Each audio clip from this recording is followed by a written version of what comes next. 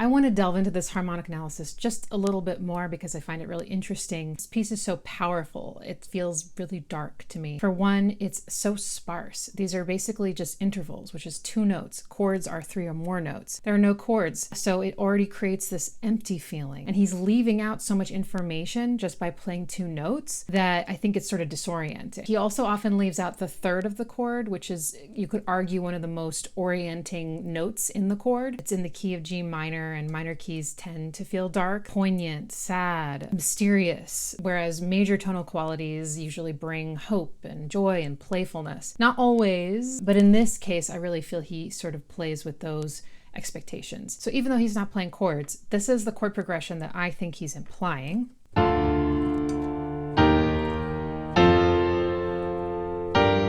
Recognize that pattern?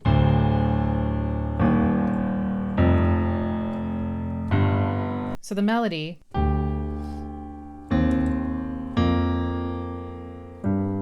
starts out like kind of really spread out, and it's sort of like shoop, and it ends in unison. And the notes that he's chosen, except for that unison, are not in the chord. So if I layered them on top, it would be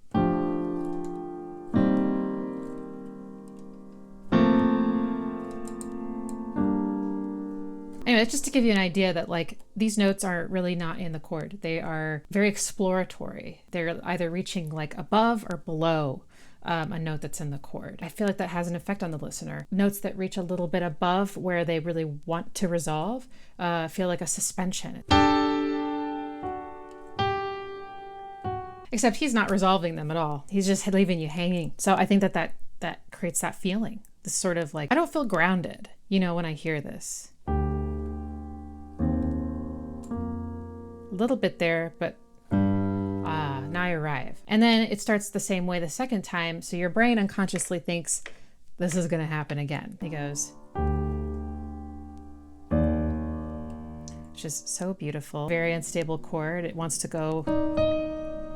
A lot of tension. Ooh, unison. Okay, this is in the key of G minor. The 3rd degree of G minor is B flat. But he borrows a chord from the G major key, which is B natural. So we're here.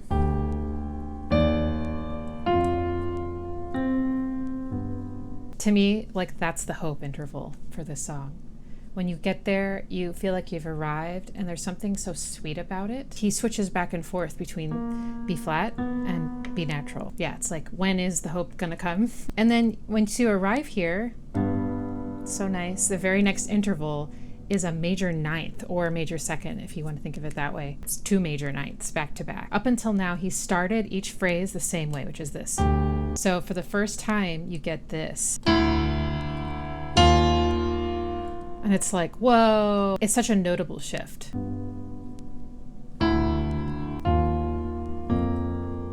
There's the minor 3rd. Another 9th.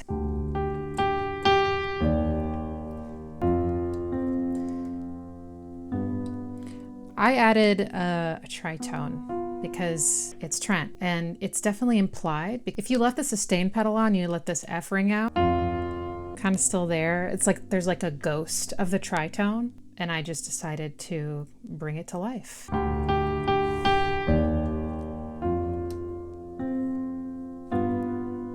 And then we go back to my favorite part.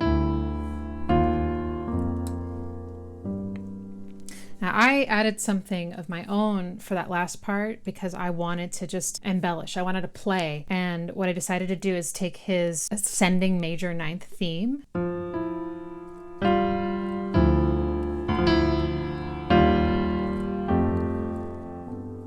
So here's the chord.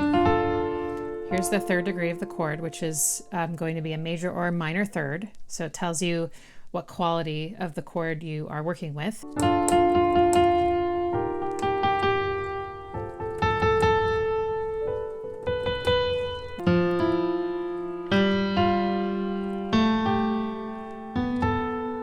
You get a sense of resolution because I go to the B natural, which is that major G major 3rd degree. But on top of that is this.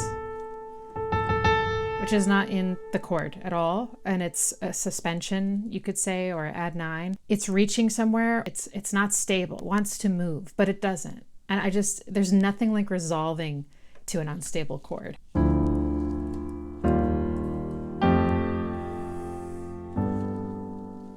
And then he hits you with this.